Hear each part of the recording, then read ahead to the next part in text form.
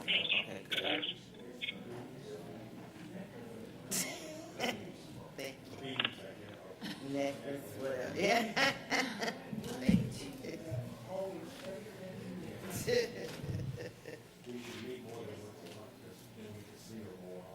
Oh, and that's about to wrap up. Yeah, it is. Yes, sir. It is. Already.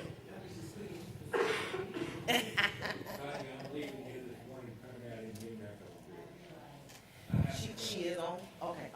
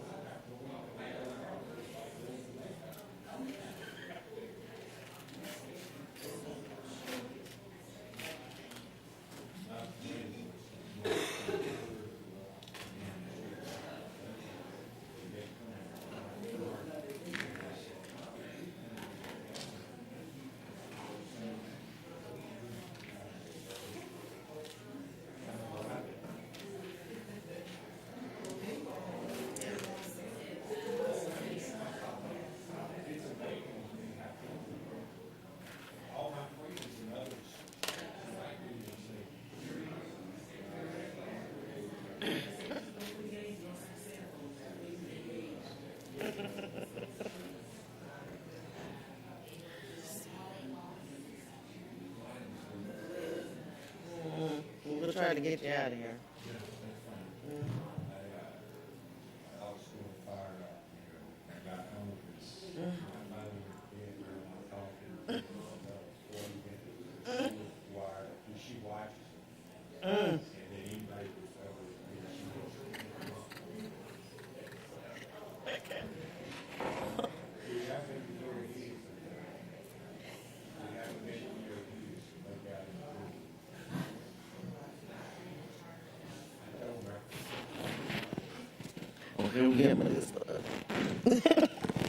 Okay, yes, we are.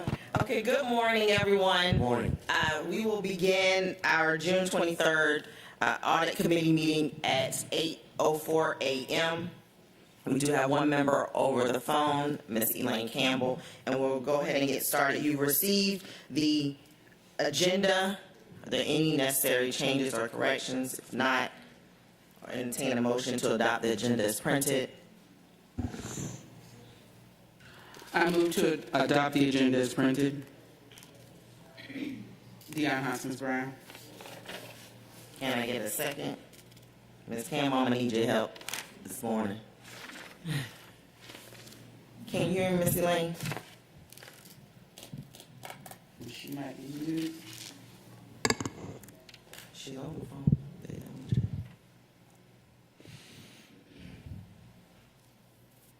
Elaine. Yeah, something about it here. I could. Oh, she says Something because I can barely hear.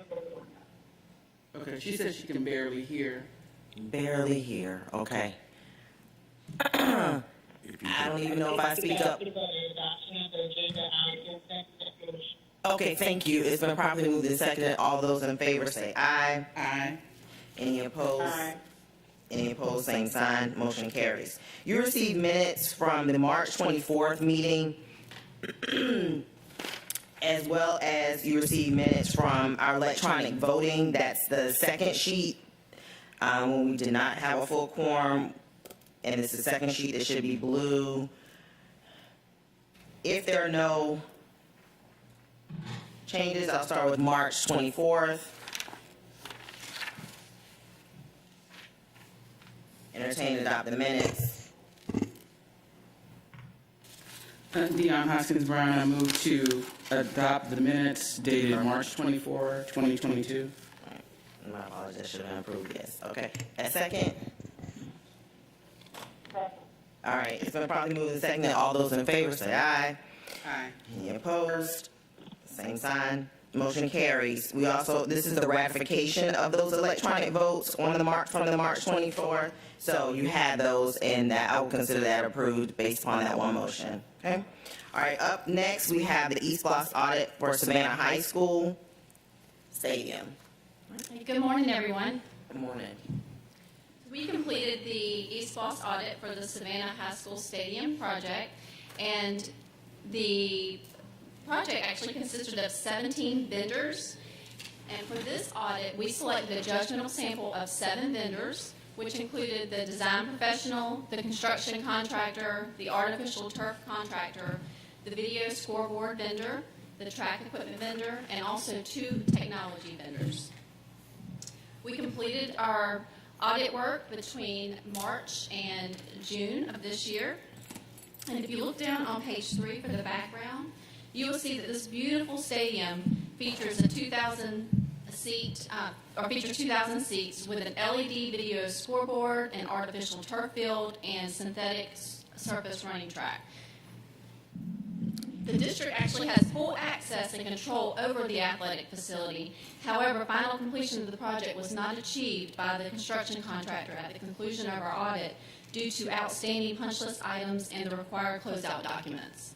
And district management is currently following procedures because we are withholding retainage for this project until we receive all completed items and the punch list is complete.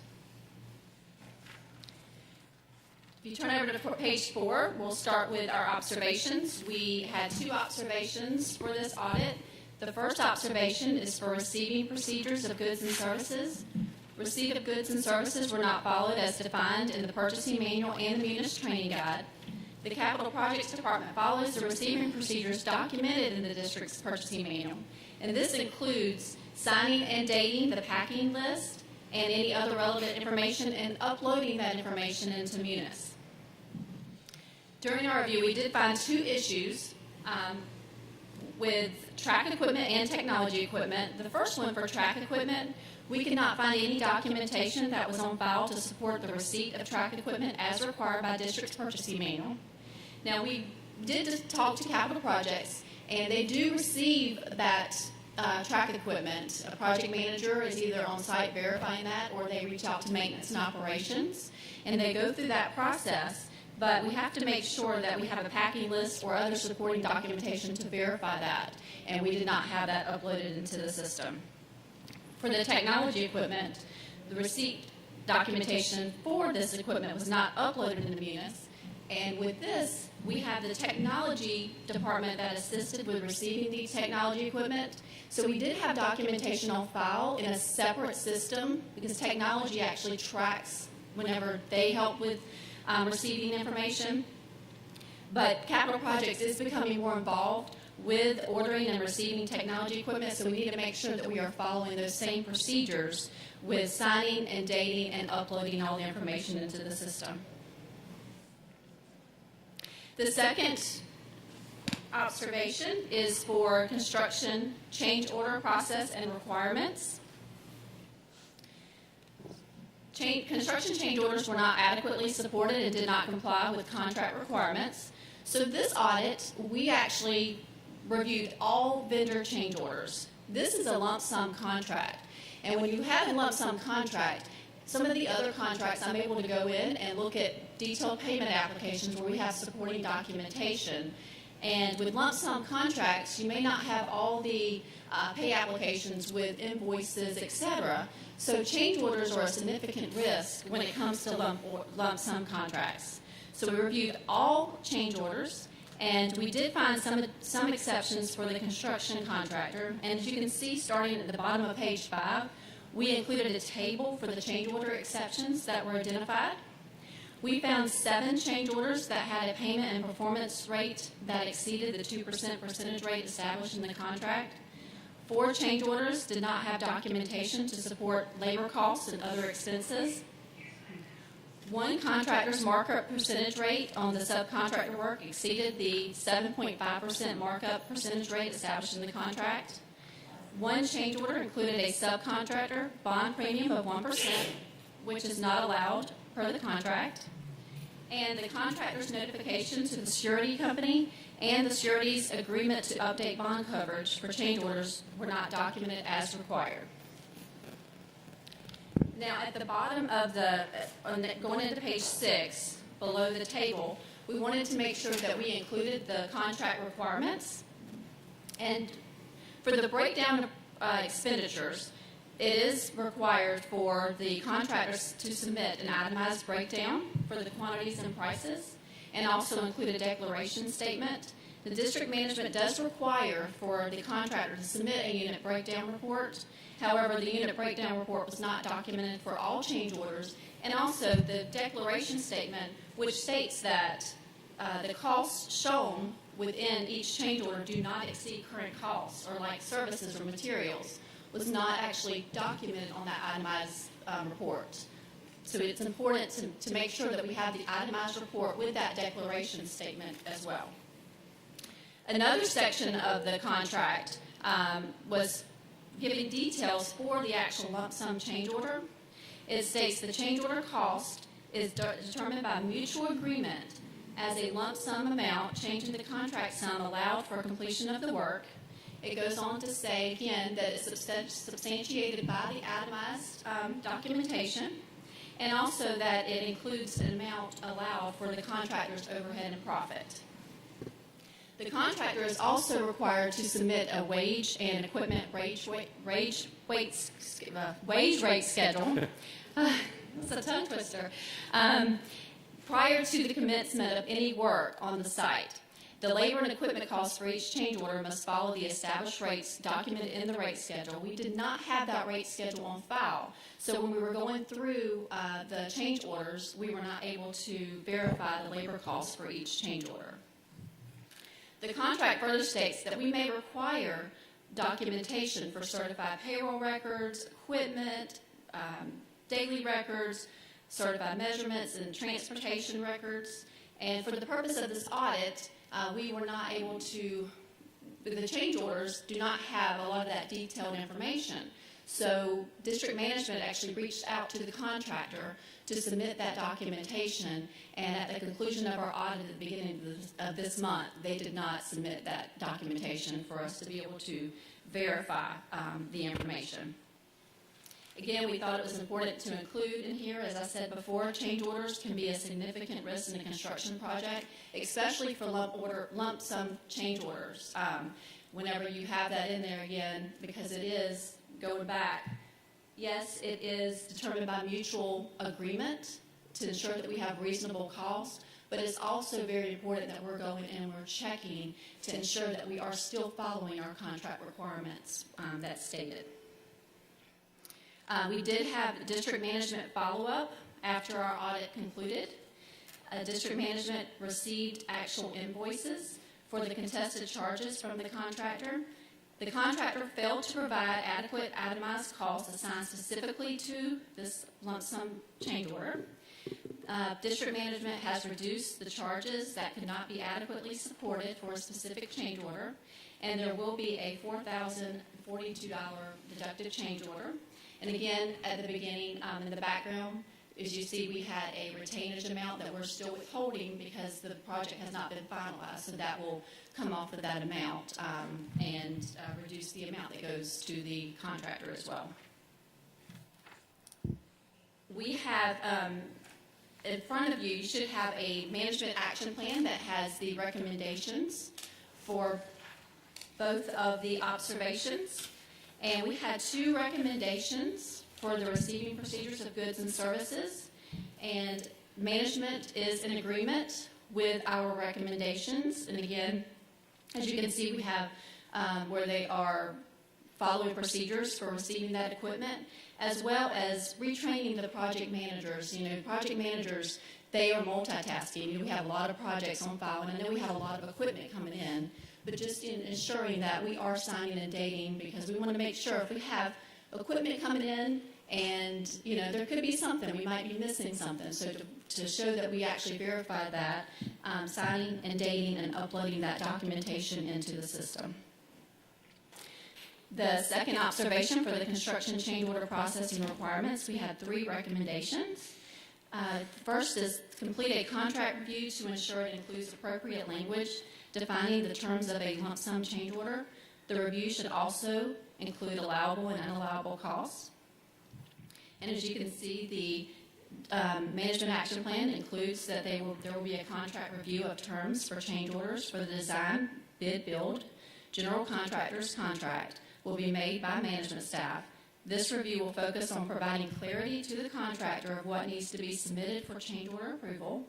The allowable percentage for bonding will also be reevaluated because, again, we had that one exception for the change orders where, yeah, we have it where it's not allowable, but is that something we should allow for a subcontractor?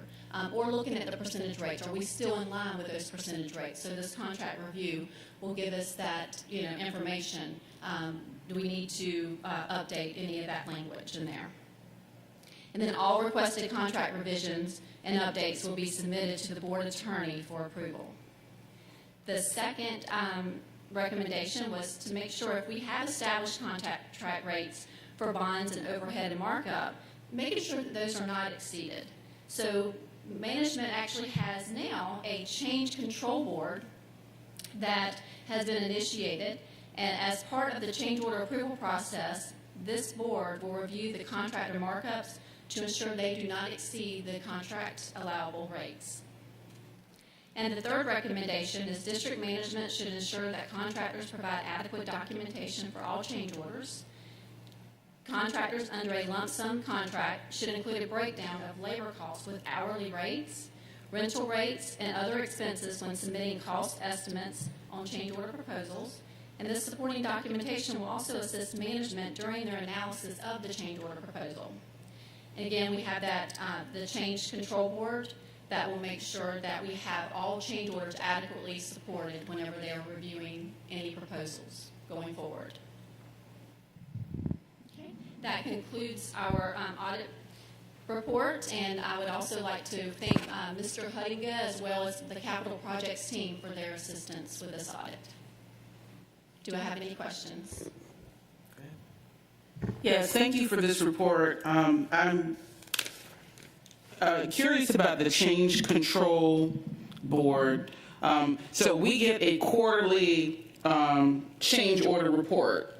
This board is going to review those in the interim, like in between. So this change control board will have reviewed all of the change orders that we see in the summary report at our board meetings. Yes, ma'am. So when you get the change order quarterly report, those are approved change orders that were approved for the previous quarter.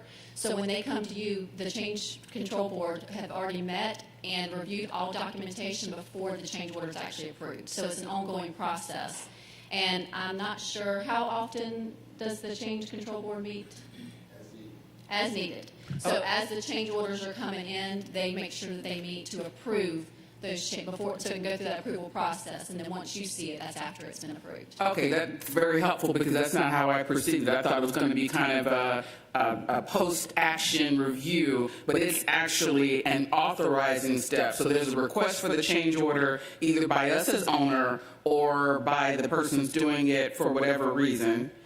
That comes in, and before it is authorized, it goes to the board for review, and then if the board votes it down. Yes, they're ensuring that they have all documentation and that it's an adequate change order. And then they shared one recent one, they've already started this process, and they will go back to them and ask for additional documentation or ask for additional questions before it goes through that approval process. So it will not be approved without the Okay, that's really interesting. I like the idea of that control, so I'm just going to dig into it a little bit more. So you get a change order that is owner initiated. That's us. We want it. Okay, and it's not coming from outside.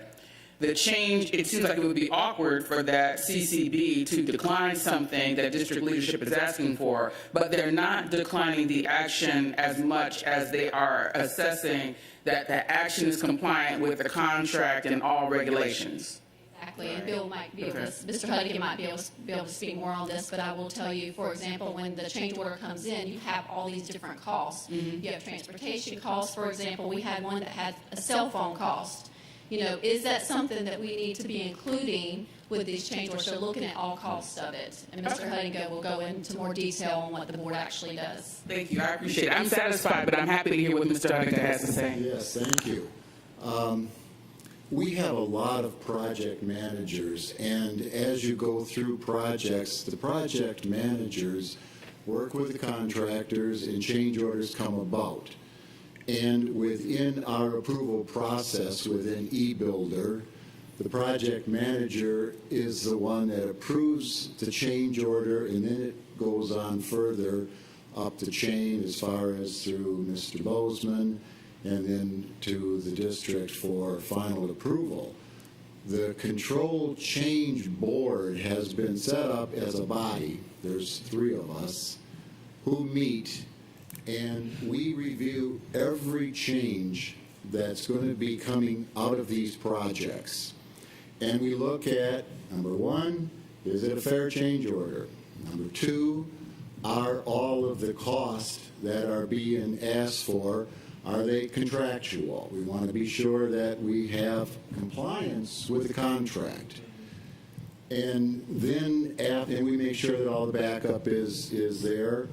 And after that has all been verified, then the Cost Control Change Board will approve the change order, and that's basically capital programs approval of that change to go on further up the chain, eventually to the superintendent for approval. So what it's going to do is going to make sure that, we have a check against the contract to be sure that, we will not have any more of these types of situations, but also just to bring good continuity through the whole process of change. Because again, there's a lot of project managers, and we're going to be bringing more people in. So we want to be sure that those change orders go through that same process for approval, and that we know that everything is as per contract. Right ahead. So would you think that the lump sum change order, is that a best practice, or should we continue with the lump sum? Because seemingly that a lot of the issues were because of the lump sum, and how you have it all within that. Yes, good point, because the contract itself does allow for a lump sum change order. And so there has to be a review, because the 100-page contract, quite frankly, has a lot of different references to contract changes, how they'll be done, backup that's required, etc. So that's also a part of this, is to go through those contracts and to be sure that we have good clarity on what we need to have from the contractor when he has either a lump sum contract or is working through a GMP, whatever it may be. So consistency is what we're looking for. Question, the board, the CCB, who does that consist of, and how many people are on the board? Are they all internal people, or you have some? Yeah, it's internal management staff within capital programs. No. Okay. All right. Anyone else? Okay. Thank you. All right. You've heard the review of this audit. I'll entertain a motion at this time to approve. I move to approve the audit report as provided. Missy Lane, can you hear us?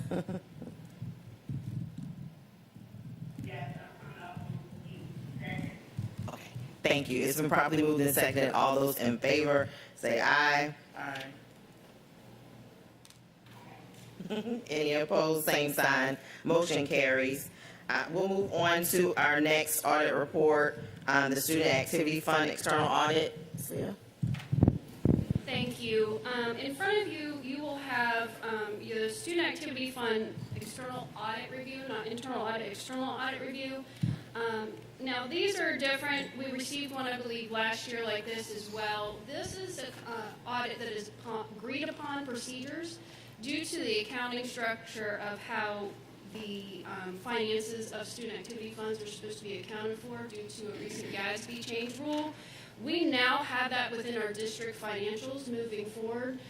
The money the revenue that comes through will be accounted for in the district's financials. However, the district goes one step above and includes these agreed upon procedures.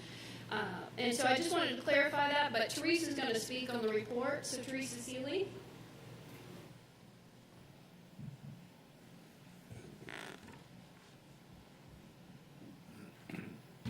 Good morning. Good morning. Right, yeah, as Leah said, we did the agreed upon procedures. We chose 11 procedures to be. Thank you. We had 11 procedures that we chose for them to go and look for specifically at the schools. Of those, we had 7 that had some exceptions noted. So I'm going to go through those 7. A few of them, the main 2 things I would speak to is that we are currently looking at how the manual is written, and we're looking to see if we can make that better and more understandable for the schools. Keep in mind that secretaries are multitasking all day long, and so we're really just trying to strengthen more training and more just getting involved in making sure they understand what's the best process. So of these notations, a lot were voids and getting the charters signed. We had and we had receipts where of the 25 schools, 2 didn't have the documentation that they needed. So you can find that all as you go through there. It's highlighted in the red. We also need to work with banking and making sure that we annually review and make sure our signers are up to date. I know Rosalind's been working with banks trying to centralize it to Truist versus all the multiple banks that the schools are using. We are the deficited fund balances that you see with the 4 of the 25 schools. That had to do with this new rounding in the school cash, and that as well we're looking into to see why that would have happened. As we go through this process of reviewing the manual, we are including some of the better schools to help us come up with the best way to train and to make sure that they know what we need to be doing to stay most compliant. We are also looking at how the school cash, we need to get that adoption. Schools are in the top 3 for fraud for taking in cash. So if we can reduce and get up to that 90%, the 85 to 90% that we should be able to get up to, we wouldn't have cash flowing through the schools as much. They can do all that online. So there's quite a few things we're looking into just to assist the schools, assist the secretaries, and just keep them kind of on track, making sure that we get all those charters signed, make sure we process our voids in the best way, and increase our online cash presence versus taking in cash and not getting receipts properly filled out. Does anyone have any questions? Good morning. Thank you for your report. You made the statement schools are in the top 3 for fraud. Mm-hmm. So I want you to clarify that. Are you talking nationally? Yes. Okay. So Yeah, I that think was that's an important clarification. Yes. Yeah, no, sorry, that was a percentage that CAB Group gave to us when they, when we went through purchasing the online module, and they stated nationally that it is in the top 3 as being places where fraud in the area of cash can happen. Dr. Buck, and then. As long as I've been involved with the district, these fees and accounts have always been somewhat problematic. Yeah. Depending on who the principal was and depending on who the secretary or the staff member was that was taking care of things. It would seem to me that with online banking, that really will, if we require it, that really will alleviate a lot of keeping the cash in a box in my house till I get a chance to go to the bank. And so I really applaud that. And the other question I have is, noting these amounts, do we have any limit, maybe I should know this, but do we have any limit of how much money you can have?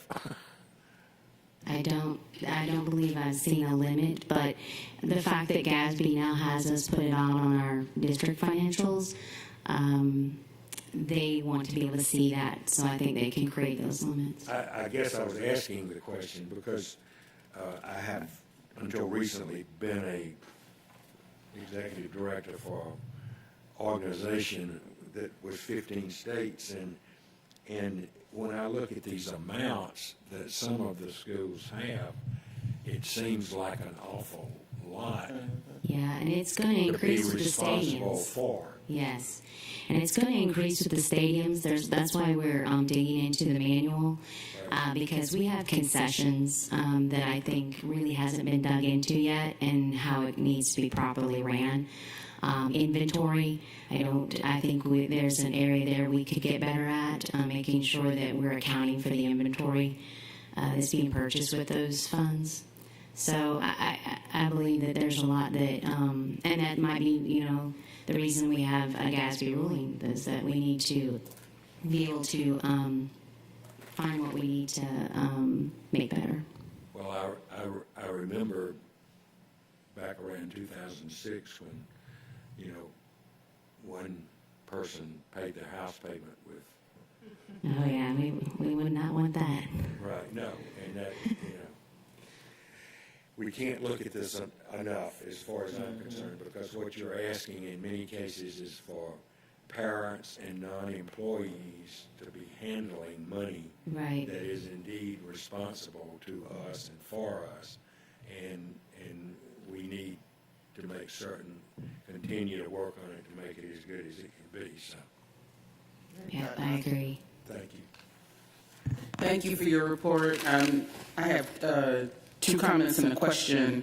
First comment is Oakland Island is listed as an elementary school in attachment D, and Jaquetta Jenkins' first name is misspelled in attachment F. Is this a database or a spreadsheet? How is the testing data stored?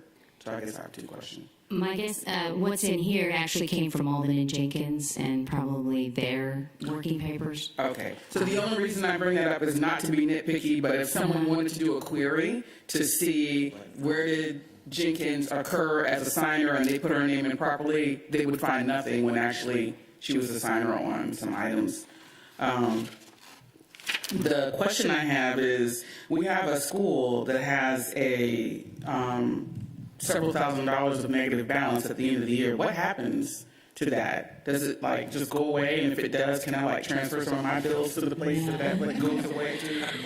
No, the ones that you're seeing that SCO rounding that you're seeing, are you referring to that SCO rounding on the deficit balances? I'm on balance of year in attachment K, activity deficit balances, and I'm looking at $3,570, which is the absolute last page of our packet. Right, and so it says Is that the rounding? Yep, and so that SCR over under rounding, that would just be, we need to look into that one specifically, because they really shouldn't have caused a deficit unless they didn't transfer from their general fund. So my guess is that they wrote us checks for the rounding. You understand what the rounding is? The SEO rounding? It's basically when they go online and they do that. We agreed to have it round up. So if the field trip is $9.25, it's $10. Okay. So that rounding is hitting there. It shouldn't have really caused a deficit balance. So that's not as normal for we need to understand that, but it would be cleared out with any general fund monies that they have. Okay, It wouldn't thank you. just stay deficit. Thank you. May I clarify on that general fund? That is not the district's general fund. No. That is the general fund account within student activity Sorry, funds. yeah. They have a general fund within their student activities. So there's subdivisions within student activity. Yeah, the categories, the different charters, they have a general fund. Okay. If I could just pursue that a little bit, because I'm trying to grasp the scope. On one of these pages where charter approvals is attachment D, Right. just looking at the page that has Alfred Beach High School. There's football, FBLA, marksmanship, nutrition council, and tennis team. So there at Beach, there are 5 different accounts. Right. Yeah, those are like 5 different funds. Okay, Yeah. with those 5 different funds, is the person on staff whose name is on the signature is on the card? The sponsor. The sponsor, Yeah. okay. Are those parents all one staff member? It requires and that's where if they have any red on their school, it notates that the signature was not on the charter documentation. It's required by the sponsor, the principal, and the finance department. So there is a sponsor and a principal And finance, finance. the So district. that's 15 signatures for those 5 accounts. I mean, not each one, but I mean, at the scope of it at Beach is there's 5 accounts. And, 5 accounts, correct. And there's 3 required on every one of the 5. That's right, that's right. Gee whiz. Yeah. Keeping so- that current is, And we're supposed to do that annually, so Yeah. we are, that's why I say, we're looking at the manual, and we're trying to find the best way to streamline these processes Good. and see what we need to Good. do. So I had a question, and this may be from district level. In terms of checks and balances on a monthly or quarterly basis, how is that flowing? So we have the schools, you mean the schools sending in their reports monthly and them being reviewed? Right, with this much cash going through, I mean, one month can be a hefty month, one maybe nothing, but if no one's checking, then you're at annual. The schools are required to do monthly reporting, and then we verify that we've received those reports. And are there any meetings or discussions if there's red flags that are coming up? How is that handled? I think that's where we are going to, as part of our action plan, to get better. So I have any other questions? I would like to add a comment Yes, too go right ahead. concerning coverage. So we work together with the external auditors when it comes to which schools we look at, because during the business process reviews, we do look at the student activity funds as well. So we share the schools that we go to on a yearly basis, and then they always look at high schools because of the amount of money that flows through high schools. So that won't ever change, but usually they alternate as to, with the middle and the elementary schools, the ones that we are not looking at, they will look at. So the goal is to eventually look at all schools at least yearly from either the internal auditors or the external auditors. And if we have notated issues with any schools, we put them on the list every year so that we can continue to help them be better. okay. Yes, go ahead. If I could follow up again with Ms. Cooper's question, if you will. When they turn in these monthly statements, Who do they turn those into? To finance in the central office. Okay. So there's a person in the finance office who, one of their duties is to get these every month. from Right all now. 54 schools. Right. Right now, Rosalind has graciously, and Cynthia Dunn graciously helped us with that currently. But yes, in fact, I want someone, especially with, like I said, wanting to do better with the inventory and concessions and the state, building these stadiums. I think we're going to have somebody, much more focused on, especially since they go into our district financials in the way that they do now. My plan is to have someone really focus on that. But yes, those two, I appreciate, Rosalind. They've been very gracious. I just want to question the action plan for training, because I know how busy it is when school starts with our secretaries and our data clerks. When would we have time to provide them the additional professional development that they need to ensure that we won't have these findings? We have done annual training in the past with the secretaries. Rosalind actually linked up a lot of the schools now with the secretaries that are really good at it, and she has connected these people with them. So the goal will be to definitely have that annual training as well, but we also want to make sure that schools that are having issues, that they have someone to go to.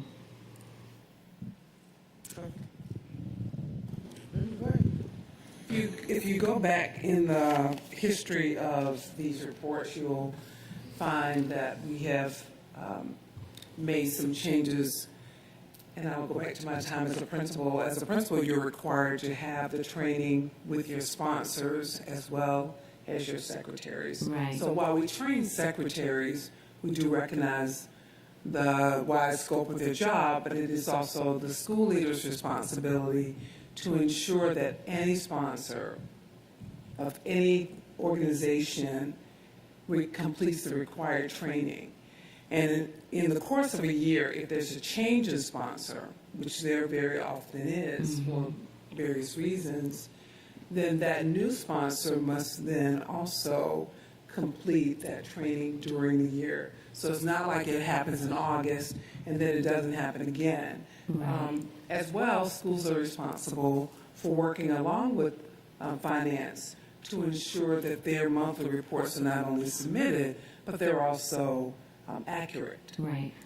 So I do think it's important for the record to indicate there's more than one opportunity for us to take a look at these simply because of the amount. Now, very often what you have reported is the action of outside groups that may be linked to a school. For example, we do not control PTA funds. Right. And sometimes PTA or parent organization or booster organizations are places where we are not always clear on what is happening, but those are not school-sponsored or school-regulated funds. We need to make sure that that's clear. Yeah, those funds do not run through our district. And if I can chime in, Dr. Howard, also for some additional training, we try to work with the secretaries during the summer before they start school. But if we have some problem secretaries, my assistant CFO, Rosalind Nathaniel, works with them. Kev Group, who provides the software, has online training. But if there's for instance, a new person or someone that doesn't really understand what they're doing, we have some staff in finance that actually go to the school, sit down with the staff at their particular school site. For instance, my secretary, who was once the school secretary, she's familiar with the front office processes and procedures. So a lot of them feel comfortable when she comes out and sit with them and try to walk them through the process of what they need to do and how they can improve. We tried to implement school cash, I want to say the 2019-20 school year right before the pandemic. The pandemic hit, it kind of pushed it back a little bit, the implementation of it. But we're to the point now where we're finally getting it up and going. And like Teresa mentioned, we're trying to get the schools away from taking cash, period. Pretty much similar to what parents are doing with school food service and school lunch. You know, they can pay it online, deposit money online. We're trying to get parents into that habit. So parents can go in, grandparents can go in, students can go in and pay for any type of student activity online. So we're trying to get to that 90%, 85% range. It's going to take some time because we're finally getting to the point where we can really push it out to the schools, but it takes a lot of buy-in from the school staff, principals, the secretaries, and the sponsors, because a lot of the work that's involved is actually done by the school staff, the secretary, the classroom teachers. Because if they have a field trip, they're able to go into the software, set up a field trip, and they can monitor when parents come online and pay for the funds. It really doesn't all go through the secretary. Each teacher or sponsor that's involved with the trip, it becomes their responsibility to monitor that once we go fully online. Anyone else? Thank you, Larry. Okay, thank you. Thank you. Leah, anything else on this one? Do we need to vote on this, though? It does need to go to the board. I don't think, did we vote last time? I don't think it's a formal vote. Okay, no problem. Okay, for information. Just for information. All right, Thank you. thank you. Okay, so just before we move to the informational items, I just want to go back to the ratification votes that were from our March 24th voting. If Leah, if you would just identify what those votes were, what the item was, and that it was approved. Sure. So everybody should have it. It should, I think, it should be blue in color. The first, of course, is the approval of the minutes.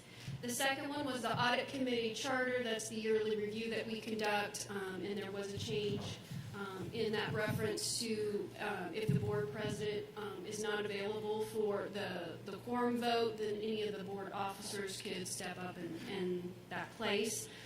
The next one was the audit of roof replacement. That was an audit that was conducted by Tiffany when it comes to roof projects for the district.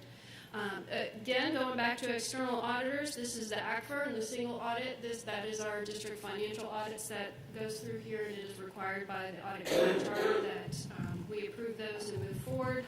And then with the business process reviews, again, supplementing, looking at nurses and school nutrition, that was also that process that we conduct on a yearly basis, and that is what was reviewed as well. Thank you. And all those were approved by the Yes, and as you can see on there, we notated the completion of time in which it was provided to us, the email that was given to us, of which if it was if it was received by email, and then we also noted whether it was through that electronic form that we had created or whether we received it via email. So we tried to be as transparent as possible as we could in this electronic vote process. Thank you for pulling that together. And I just wanted to make sure that was on the record and also identify how we were able to use technology. This committee has some shifts and changes, and sometimes we're not always together, but we were able to utilize technology and still handle the business of the committees. Okay? All right, we'll move into the informational items. Leah, I'll let you identify those as they come. Okay, so the first item is the External Audit Annual Contract of Auditing Service, RFP 2238. In our charter, it is the process of the audit committee to review the submissions during an RFP for our annual auditing services. However, in this case, we're bringing you after the facts to let you know this has already been approved by the board, as that has already been brought to them. We did not bring it to you prior due to the timing of the event, but also because there was only one submittal. The Malden and Jenkins was the only one that was submitted at the time. So in your presence, you should have the letter from the district awarding the contract to them, and you should also have the agenda approval showing the board approval as well, just to notate for document purposes for the audit committee. Any questions? All right, the next area is the audit manual. We made some updates. I'm going to be as brief as I can because we have made a lot of changes. Sometimes it was just wordsmithing. Sometimes it was because we have shifted some of the functions in our department. And so we try to correlate that to the flow of how we conduct our actions. I know there's always been a concern of the table of contents and the page numbers. Those will be updated once we make the formal changes as we move forward. we didn't want to make those changes and then come back have to do it again. One of the ones I would like to highlight to you is on page 13 and 14. It is part of the board resolution, but I do want to say the declaration of that resolution was not changed. That cannot be changed. But what we wanted to add in there when it comes to the annual audit plan is to kind of give more detail as to how we conduct this a little bit in the selection of the audit areas. We look at the determination of the audit scope and the timing, and auditors should consult with federal and state auditors and independent auditors so that the desirable audit coverage is provided. Kind of like what we stated earlier with student activity funds, we make every effort that we are not duplicating any other auditor's work within the district that doesn't provide any value to the district when we conduct this. We wanted to make that a little more clear as we shifted it up to the top part of the section. We also wanted to add underneath the additional audit plan, if for some reason we have to, they have the word spontaneous, I left that in there, like it just comes out of the blue, but there are times where we identify risks that are urgent to the needs of the district.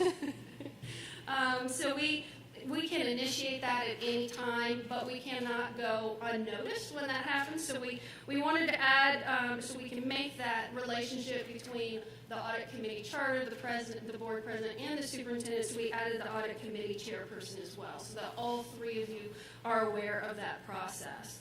And what we wanted to do too is shift, instead of it calling special audits, because it's really not a special audit, it has always been part of our process, is that the board president or the superintendent of schools may request an audit to be performed at any time that is not included in the audit plan. Again, kind of like we can spontaneously ask one, they can too, as if they see any risk, ask that of us. So we wanted to put that in there as though it's just part of the normal process. It's nothing really outside special, it's just part of that process.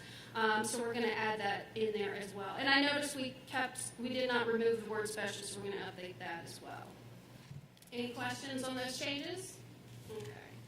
All right, so on page 18, just to clarify, last time we met, you made this approval, so we're just updating this in our manual as well, because we do include our charter in that. Again, if the board president cannot be present for a meeting, one of the remaining board officers can serve as a voting member. So we just wanted to highlight that for you to show we're changing that as well. If you go to page 24, what we're doing is shifting in here is that we're highlighting, we're moving all the exhibits, because exhibits are kind of live documents that can potentially change from time to time, so we want to make sure that we don't have to keep changing this over and over again, so we're removing the exhibits. But we did want to highlight, and in that statement, we're removing the job description exhibits, because they are available on Acorn or available through HR at any time. So we are highlighting the responsibilities of the director position. We kind of wanted to highlight, as it, not remove that section, kind of distinguish what's the difference between what the director does in addition to what the staff does. So we left that, but we are removing the job descriptions. On the back of that page 26, we wanted to add in here as well, at the end of each audit, we have always, and this has always been customary, we send a customer satisfaction survey to anybody that we audit. And the goal is so that we get feedback. Were we professional enough? Were we fair within the report? Was it effective? Was it effective for them with the information that we provided? Are we aware of the department's function, and did we understand it enough to give them enough value and feedback to what we did? So we do this all the time. So I wanted to add that in as it comes to the relationships of operating units, because we have that given to us after every audit, so we can work on ourselves. Again, through the organization chart, through the job descriptions, those will be removed. The organization chart can be located on the website. Again, that's kind of a live document. And again, the job descriptions can always be located through the HR function. The next area is going to be page 41. We've added under the internal audit department files with the external financial audits. We maintain those electronically in the audit report tab on the board, so everybody could access that electronically. However, we wanted to make sure and put emphasis that the actual paper copies are maintained by the finance department. We don't own that function, so we wanted to clarify The other piece that we wanted to add into our process is on page 45. All audits after April 2022, we will be conducting an internal control questionnaire to all the people that we survey. And this is just a general kind of survey of the land, so that, we kind of reduce the initial interview time that's outside of the objectives. This kind of helps us that if somebody's uncomfortable but does want to share something with us, they have this format to share with us, so we can work to adjust our objectives if we need to, outside of the risks already identified. So we're adding that into our process. Two more, and then I'll move on. Okay, so 76, what we're doing on page 76, we're just shifting. Nothing really big. It looks like it's big, but on page 76, all we're doing is we're shifting on the flow of actions in which we conduct. We do discussion drafts first before we do the draft reports for management's response. So we're just shifting that process because that's the way we conduct our process. Those discussion drafts, just for clarity, and we call them discussion drafts, that's where management can come back and tell us, we think your wording's wrong. I think how you're saying this implies something else. And we work through that together to make sure that, what we've identified is being represented correctly, and also gives them opportunity that maybe we did miss something. Maybe somebody forgot to tell us something, and this is the opportunity. They're like, no, who told you that? And we can provide that to management, and then they can supply us with more evidence to support maybe a function is happening, or so forth, or what they're working on, and we can add that in the report. The last section is on the ethics hotline report. What we wanted to highlight here for the first bullet on page 85 is kind of remove all that language, because board policy GJ for the expenditure of funds, that is the policy that basically shows the roles and responsibility of the district in the internal audit department as it comes to any violation of policy or law. Instead of us identifying any other verbiage, we're just directing it straight to that policy, because that's what guides us in this process anyway. That way, if that policy changes, we don't have to change this. It's solidified there. The other piece we wanted to highlight is on 86. When it comes to that one bullet, as you can see, when it comes to a matter of human resource nature, what we are doing, we are working with HR to really take what the ethics hotline should be more stuff that should come in concerning misappropriation or misuse of funds, and use that as that channel and not something that's more HR in nature. HR is trying to build at this time kind of a process where those kind of concerns can flow through their department and not necessarily through the ethics hotline. So we're working with them to kind of build that relationship. But in the meantime, what I wanted to highlight here is that even if something does come in through the ethics hotline, we will substantiate as much as we can, because we are the fact finder people. And so we're going to provide as much information as we can to HR, but hand it over still to HR to conduct a further investigation at that point. So does anybody have any questions? It's good. All right, that concludes, there's a whole lot more changes, but those were the major shifts I wanted to highlight. So the last component is just our yearly, not yearly, but our quarterly status report that we provide to you to let you know as we are moving through audits. This year it has been where we're shifting more and more non-audit services, assisting with the policy maintenance. I know the board members have experienced a lot of policies this year, thank you, but we are really catching up, I promise you. We had, that's part of policy is internal audit is supposed to help with the 4-year reviews, and when I took on that project, I thought, hey, this will be good, and then it's big, and so, but we are making our way through it, and I'm super excited about how well Kurt and I have worked together, and all the other chiefs have worked diligently to update those things and bring those to you, so we appreciate it. But we have a good plan that within the year we should be fully up to speed with all 4-year reviews, so I'm really excited about that. What a great legacy. I'm really excited about that. But it was a lot of work. And then, of course, with some non-audit services, just a clarify what non-audit services are, those are items that management may come to us. They may identify some risk, but two things can happen. One, they kind of want to step back and they want an independent review of it, because they might know what the trees look like, but they may want to ask us, are the trees really looking the way we think they're looking, kind of thing. And so we offer that service to them, but also sometimes they don't have the time to look at some risks that they have identified. So that gives them an opportunity to ask our department to conduct those things. And it helps us, too, to identify risk as well. These are more single-scoped in nature. They usually have one or two objectives. They're at no level of which we conduct our audits, but they do help us give insight to some controls into whatever area that we are being requested. So we are shifting a little bit more into non-audit services because we think it provides more of a value to the district by identifying the risks while they're happening instead of necessarily looking at it as a big picture that may be a little delayed. Rather than have more live action, because if we can mitigate the risk before it becomes a problem, then it has less impact to the classroom and helps with public trust. Does anybody have any questions? Due to ESSER and R funding, that we're receiving, and the amount of work that is taking place in compensatory programs, how closely are you all working with them, because we have a lot of funding coming in and just ensure that everything is intact?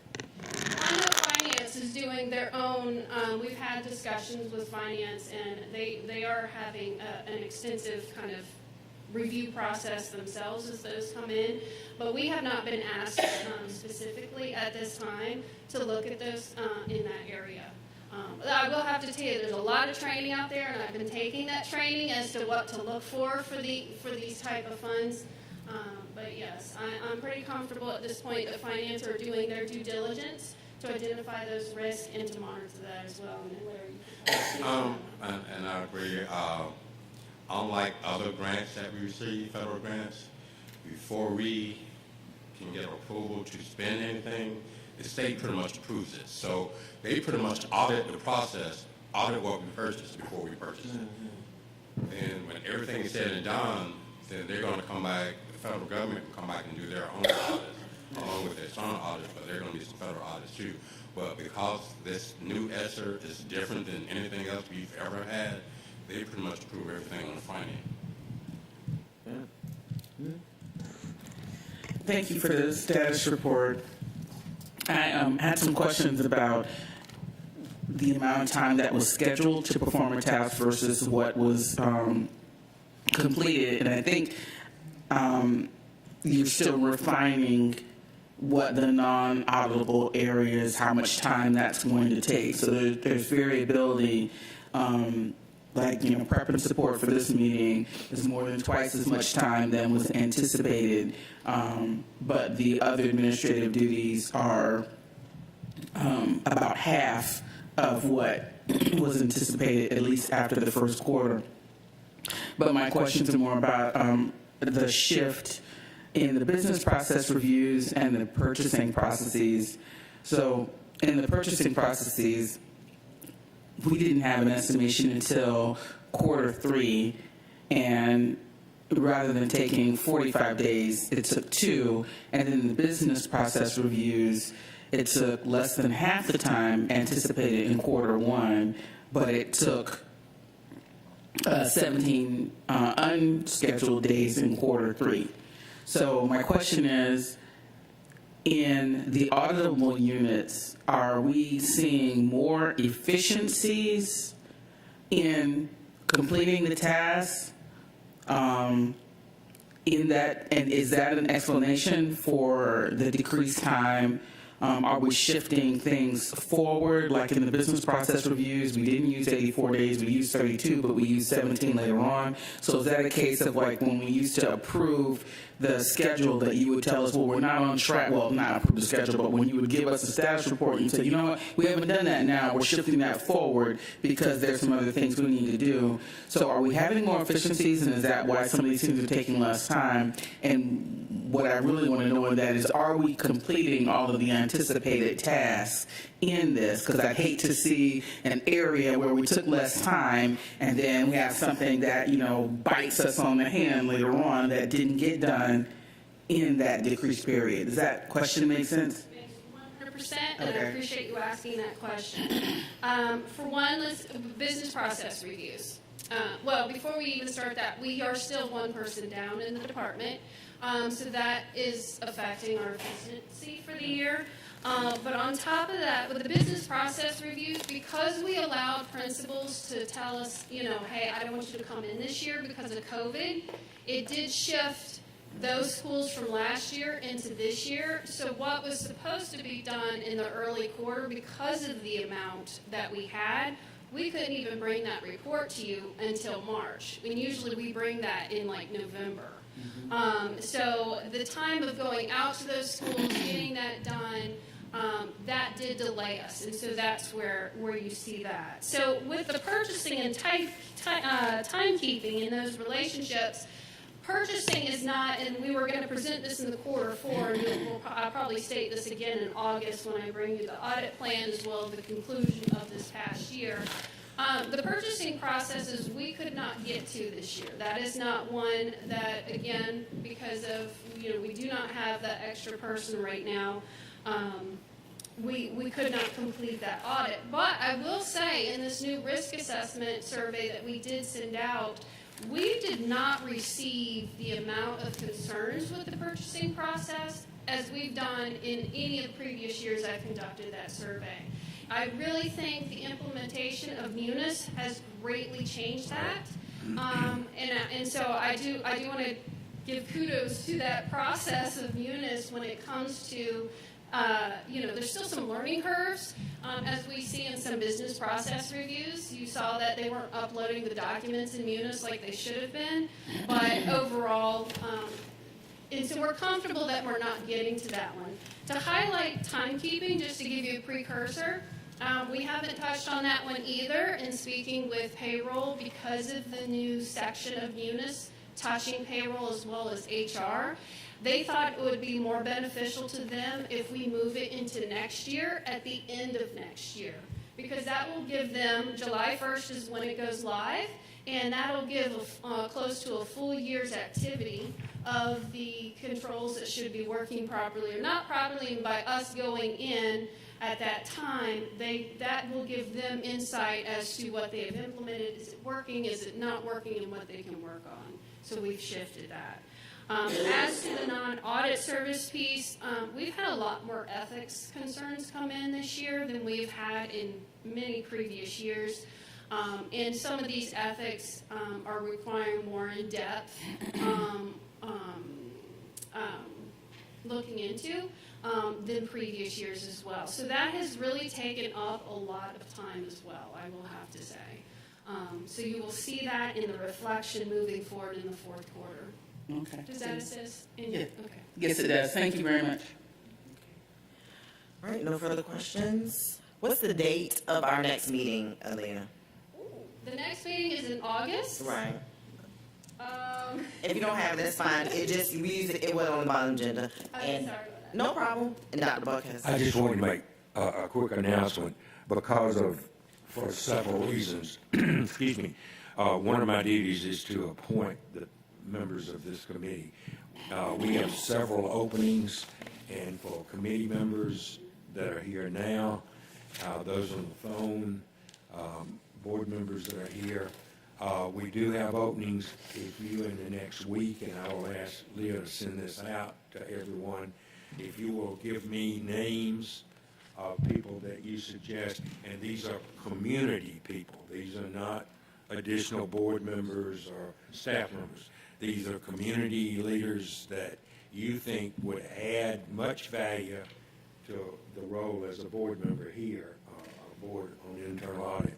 Then please let me know that, and I will make some appointments. Ms. Cooper's term is ending anyway, and so that's another opening we will have. Lastly, I would just like to note that we're pleased to have Roger Moss, the president-elect of for the school board with us this morning. He's here learning, I'm sure.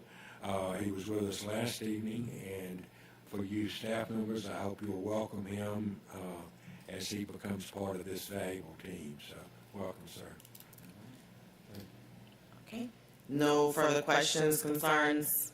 The date is August 25th. Thank you. For the record, next meeting is August 25th at 9 a.m., I mean at 8 a.m. Because we get ready to adjourn. All right. Thank you all. And there are no further questions or concerns. We will stand adjourned at 9:11 a.m. Thank you. Thank you, Denise. Thank you.